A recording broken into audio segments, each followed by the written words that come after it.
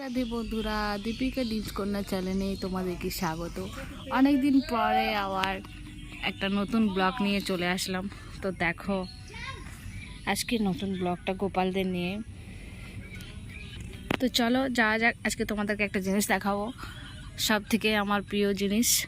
তো চলো যাওয়া যাক।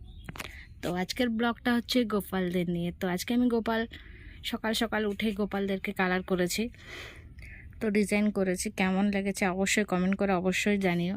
তো চলো আজকে তোমাদেরকে সবার সাথে দেখা করিয়ে দিই। তো এটা আমার সব থেকে ছোট্ট গোপাল, দেখতেই পাচ্ছ, নাড়ু গোপাল। এটা হচ্ছে আমার। তারপরে দেখো, এটা আমার দুষ্টু গোপাল। একে কেমন লাগছে অবশ্যই কমেন্ট করে জানিও। কোনটা তোমাদেরকে ভালো লাগছে, কাকে বেশি সুন্দর লাগছে অবশ্যই কমেন্ট করে জানাও। আমার তো সবই প্রিয়। এই গোপালটা আমার কাছে ছোট থেকে থাকতো, তারপরেই ইচ্ছা হলো যে একটা গোপাল নেওয়া যাক, তো পরপর এই হিসাবে গোপাল নেওয়া। আর এটা আমার গপু সোনা, এই হচ্ছে রাগী গোপাল। সবসময় সব কিছুতে রেগে যায়, খাওয়ালেও ফেলেই খাবার খায়ও। তো দেখো, একেও খুব সুন্দর করে ডিজাইন করেছি, আমি আর আমার বোন মিলে করেছি। তো এখন নেই। তো তারপরে এটা হচ্ছে আমার বাসুদেবকে কেমন লাগিয়েছে দেখো। এখানে একটা তিল দিয়েছি যাতে নজর না লাগে, সবার নজর লেগে যায় ওকে। খুব সুন্দর লাগছে সবাইকে। আজকে সবথেকে বড় কথা, আমার শ্যামসুন্দরকে কেমন লাগছে তোমরা একটু কমেন্ট করে অবশ্যই জানিও। তো এই বেশি দিন হয়নি, এই কিছুদিন আগে, এই 7 দিন মতো হয়েছে।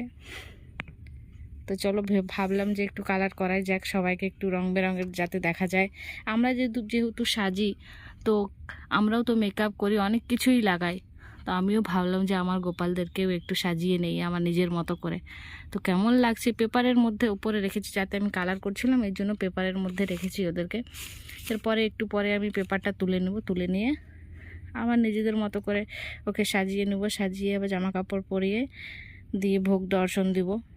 তো কেমন লাগছে এই ছোট্ট মিনি ব্লগ, তোমাদের কেমন লাগলো অবশ্যই কমেন্ট করে জানিও। আর আমার গোপালদের কেমন লাগলো অবশ্যই কমেন্ট করে জানিও। তো আজকের মতো tata, bye bye and Radhe Radhe.